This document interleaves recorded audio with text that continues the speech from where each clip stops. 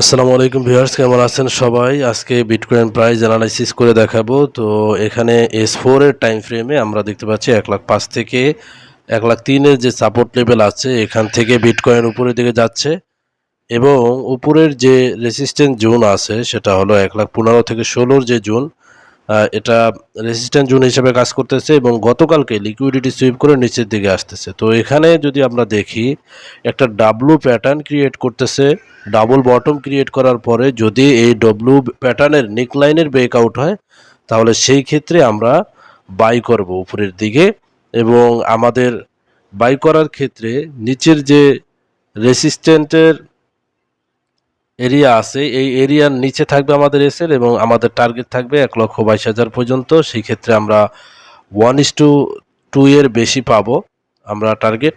এরপরে যদি প্রাইস এখানে রেসিস্ট্যান্স জোনে আসার পরে এখানে কোনো সেল কনফার্মেশন দেয় সেল ট্রেডের জন্য, তাহলে এখানে আমরা সেলও করতে পারি। কারণ উপরে যদি রেসিস্ট্যান্স জোন ব্রেকআউট না হয় তাহলে সেই ক্ষেত্রে এখানে সেল ট্রেড আমরা করতে পারি এবং সেই ক্ষেত্রে আমাদের 1,17,000 থাকবে এসএল এবং আমাদের টার্গেট থাকবে 1,05,000 পর্যন্ত।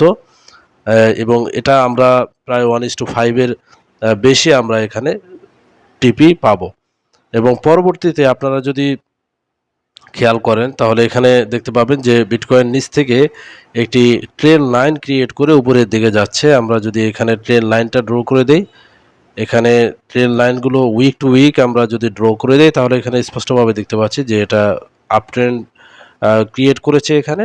তো সেই ক্ষেত্রে যদি এমন হয় যে উপরের রেসিস্ট্যান্স জোন থেকে প্রাইস এই লেভেলে এসে অর্থাৎ এখানে ট্রেন লাইনের কাছাকাছি এসে কোনো বাই সেট আপ দেয় সেক্ষেত্রেও আমরা বাই করতে পারি, যেহেতু এটা একটা আপ ট্রেন্ড চলমান আছে।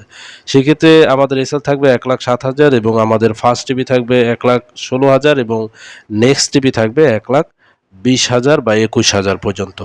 এবং যদি এই ট্রেন লাইনের ব্রেক ডাউন হয় সেক্ষেত্রে আপনারা সেলও করতে পারেন। এই পর্যন্তই ছিল আজকের এই ভিডিও। সবাই ভালো থাকবেন। আসসালামু আলাইকুম।